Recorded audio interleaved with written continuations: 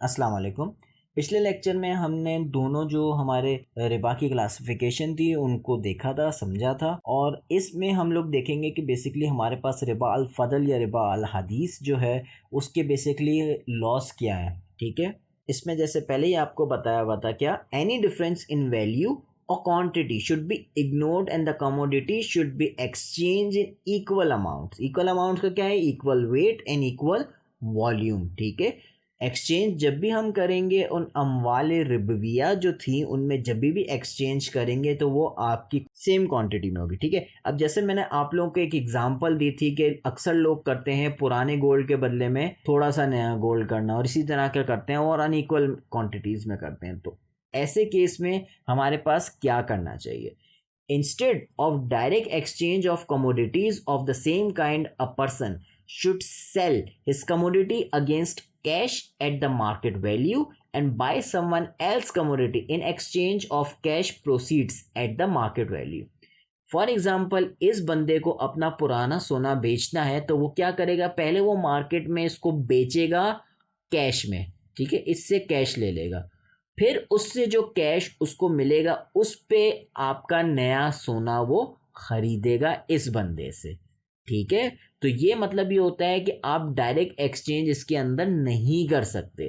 ठीक है, पहले ये क्या करेगा, अपनी कमोडिटी को ये बेचेगा मार्केट में कैश में।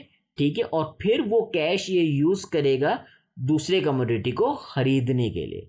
ठीक है, तो इसका जो सोने वाला केस है जो अक्सर आप लोगों ने सुना है, तो उसका हल बेसिकली आपके इसमें इस पॉइंट नंबर में उन्होंने बताया हुआ है। ठीक है, आगे चलते हैं।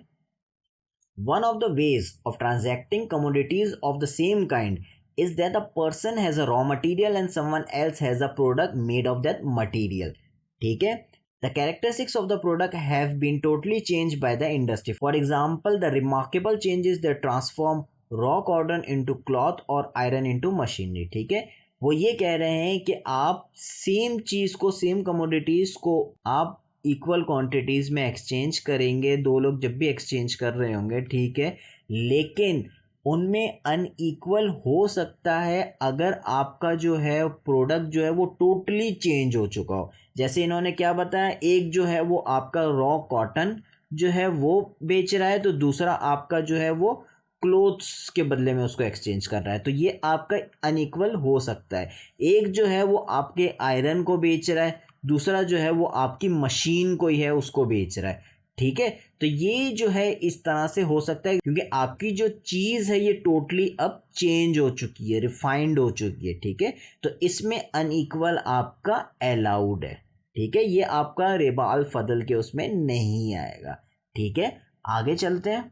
आखिरी इसके अंदर रूल क्या है, different commodities can be unequally exchange but deferred payment is not allowed. For example, 1 kg wheat can be sold against 2 kg date or 1 gram of gold can be exchanged against 4 gram of silver on the condition that they are spot transaction। ठीक है, अमवाल रिबिया में हम क्या देख रहे थे, वो जो 6 आपकी कमोडिटीज थी जो लोग एक्सचेंज कर रहे थे, अगर वो as it is same commodity exchange कर रहे हैं, जैसे सोने के बदले सोना, तो वो आपका इक्वल होना चाहिए। हाँ, अगर सोने के बदले आपका सिल्वर हो रहा है, ठीक है, आपका वीट के बदले में डेट हो रहा है, यानी कि डिफरेंट आपकी कमोडिटीज आपस में एक्सचेंज हो रही है, तो वो आपकी अनइक्वल हो सकती है, उसमें भी कोई हर्ज आपका नहीं है। लेकिन उसमें भी आपकी कंडीशन क्या है कि आपकी जो ट्रांजैक्शन है वो ऑन स्पॉट होगी।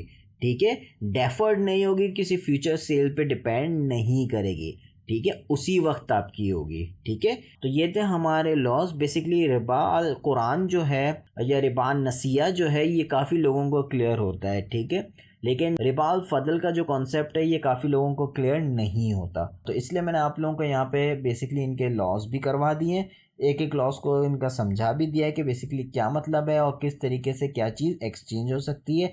इन केस एग्ज़ाम के अंदर वो आपको पेपर में ये दे दें कि अगर ये चीज़ दूसरी चीज़ के साथ एक्सचेंज हो रही है, तो आप वहाँ पे उस चीज़ को देखोगे, आप उस कंडीशन को देखोगे क्या सेम कमोडिटी है, आप ये देखोगे कि क्या वो कमोडिटी अमवाले रिबिया में से कोई एक है या नहीं। तो ये सारी चीज़ें आप देख के अगर कोई क्वेश्चन आपका सब्जेक्टिव में आ जाए या ऑब्जेक्टिव में आ जाए तो उसको आप आराम से डील कर सकें। ठीक है, तो चलें इस लेक्चर को यहाँ पे ख़त्म करते हैं। इंशाल्लाह अगले लेक्चर में हम रिबा की मज़ीद इक़साम को देखेंगे।